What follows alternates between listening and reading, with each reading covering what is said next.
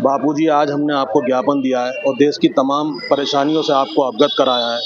हमारी आपसे विनम्र निवेदन है बापू कि आप हमारी इन देश की तमाम नागरिकों की, तमाम समाजों की आप सारी परेशानियों को दूर करवाने की कृपा करें।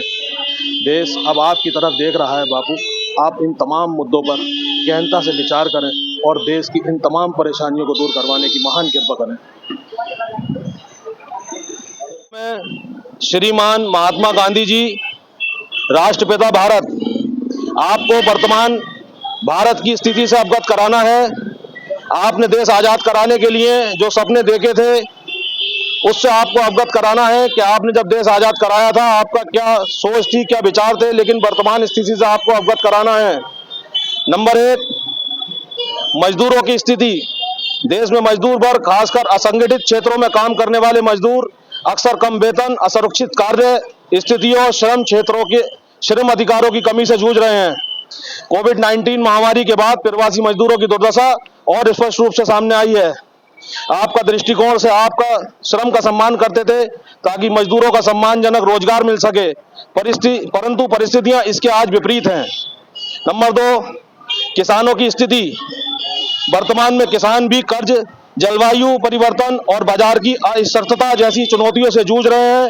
हाल के किसान आंदोलनों में उनकी समस्याओं को फिर से केंद्र में लाया है। आप हमेशा ग्रामीण अर्थव्यवस्था, स्वावलंबन पर जोर देते थे। कृषि और कुटीर उद्योगों को देश की रीढ़ मानते थे और चाहते थे कि किसान आत्मनिर्भर बने। आज किसान के लिए कृषि में सुधार की जरूरत है, तभी आपके विचारों का प्रतिबिंब हो सकता है। नंबर तीन, अल्पसंख्यक, दलितों, पिछड़ों की स्थिति। भारत में अल्पसंख्यक, विशेषकर मुस्लिम और दलित समुदायों के साथ हो रहे भेदभाव, सांप्रदायिक तनाव के कई मामले सामने आते रहते हैं। सामाजिक एवं आर्थिक हाशिए पर रहना उनकी एक प्रमुख समस्याओं में से एक है। आप सांप्रदायिक सौहार्द और एकता के प्रबल समर्थक थे। आप हिंदू मुस्लिम एकता के लिए हमेशा बात करते थे और भाईचारे का संदेश देते थे, परंतु आज ये समाज अपने अधिकारों को लेकर चिंतित रहता है। नंबर चार, बेरोजगारी। आपका मानना था कि हर व्यक्ति को स्वावलंबी करना चाहिए। आपका सत्याग्रह और स्वदेशी आंदोलन रोजगार सृजन और आर्थिक स्वतंत्रता के उपाय थे।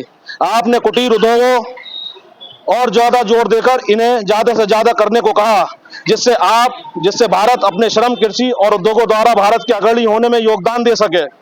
नंबर पांच, अहिंसा और सत्य। अहिंसा और सत्य के आपके सिद्धांत आज भी समाज में सांप्रदायिक सौहार्द और आपसी विश्वास को बढ़ावा दे सकते हैं, जिससे अल्पसंख्यकों और कमजोर वर्गों के साथ हो रहे भेदभावों को कम किया जा सकता है। समानता और न्याय के विचारों के लिए समान अवसरों का सिद्धांत था। अतः उपरोक्त बिंदुओं से के लिए आपसे निवेदन है कि इन सभी बिंदुओं पर गहनता से विचार कर भारत में आपके विचारों को तथा आपके पदचिन्हों पर चलकर ही भारत का विकास संभव है। अतः आपसे पुनः निवेदन है कि आप इन विचारों पर विमर्श कर पूरे भारत सरकार से इन्हें लागू करवाने की कार्य करें। आपकी अति कृपा होगी। धन्यवाद।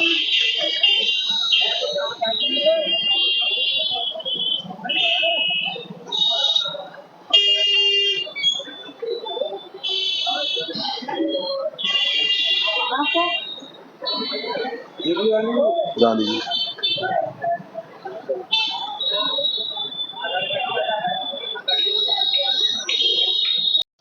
वर्तमान स्थिति से कोई भी ऐसा नहीं है कि किसी से कोई छुपी हो, चाहे वो किसानों का मामला हो, चाहे बेरोजगारों का मामला हो, चाहे दलितों का मामला हो, चाहे नौजवानों का मामला हो, चाहे अल्पसंख्यकों का मामला हो, पिछड़ों का मामला हो।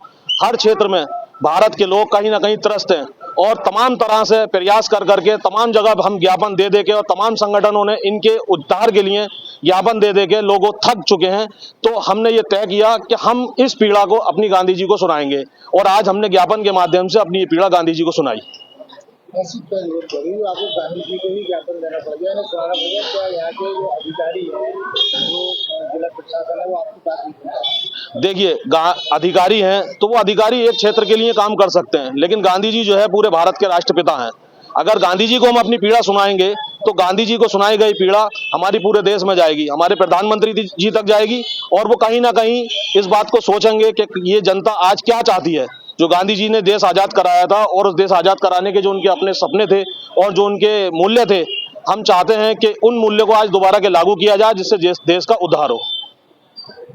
आपके सभी लोगों ने ज्ञापन भी दिया है, क्या कहना चाहिए? जो ज्ञापन दिया गया है वो इस बात के लिए दिया गया है कि आज देश में जो स्थिति है, हम प्रधानमंत्री को ज्ञापन के माध्यम से ये कहना चाहते हैं कि जो स्थिति आजकल देश में बन रही है, बेटियों के साथ जो भी अत्याचार हो रहे हैं, किसानों के साथ जो भी अत्याचार हो रहे हैं, उसके संबंध में नए कानून लाकर और इस स्थिति को बेहतर बनाया जाए।